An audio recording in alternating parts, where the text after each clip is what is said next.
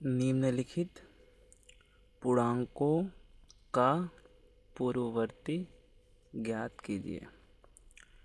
तो सबसे पहले हमें पूर्णांक क्या होता है वो पता होना चाहिए। तो आइए हम लोग समझते हैं कि पूर्णांक क्या होता है।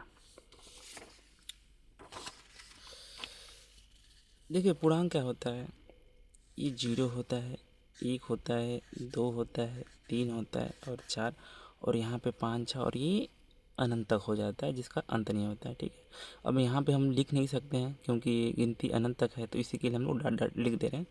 और यहाँ पे -1, -2, -3, -4, और ये भी डॉट डॉट डॉट लिख दे रहे हैं। ठीक है, आगे संख्या है।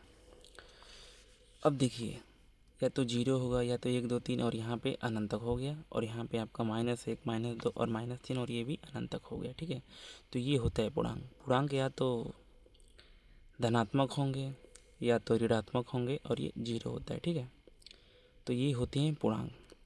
अब क्या बोल रहा है, देखिए यहाँ पे धनात्मक दिया गया है, यहाँ पे ऋणात्मक दिया गया है, यहाँ पे 0। ठीक है, यही है आपका पूर्णांक। अब इनका क्या ज्ञात करना है, पूर्ववर्ती। ठीक है, सबसे पहले पूर्ववर्ती का मतलब क्या है।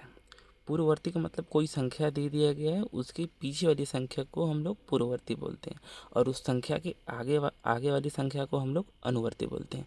तो यहाँ पे जो 6 दिया गया है, यहाँ पे जो 6 है, इसका हम लोगों को पूर्ववर्ती ज्ञात करना है। तो 6 के जो पीछे संख्या क्या है, 6 के पीछे आपकी क्या आती है, 5 आती है, और 6 के आगे क्या आती है आपकी, 7 आती है। तो ये जो 6 के जो पीछे संख्या आई है आपकी, ये 5, यही तो पूर्ववर्ती है। तो 6 की जो है पूर्ववर्ती 5 होगी।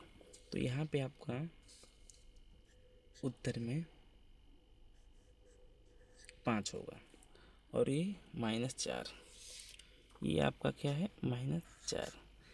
देखिए यहाँ पे जो संख्या इधर पीछे आती जा रही है, क्या होती है, बढ़ती जा रही है। तो -4 के जो पीछे आएगा संख्या क्या आएगा आपका, -5, और आगे क्या आएगा आपका, -3। तो इधर संख्या जितनी पीछे आएगी क्या हो रही है, बढ़ती जा रही है ना। तो ये संख्या आपकी छोटी होती जा रही है। ठीक है, तो ये संख्या आपकी -4 के जो पीछे आपकी संख्या क्या आ रही है, -5। तो ये जो -4 की जो आपकी पूर्ववर्ती है क्या है आपकी, -5। तो यहाँ पे आपका -5। ठीक है, और यहाँ पे आपका -19। तो माइनस जो यहाँ पे आपका 19 है, और ये जो इससे पीछे वाली संख्या क्या आएगी आपका, -20, और इससे आगे वाली संख्या क्या आएगी आपकी, -18। ठीक है, तो ये जो -19 का पूर्ववर्ती क्या आएगा आपका, ये -20।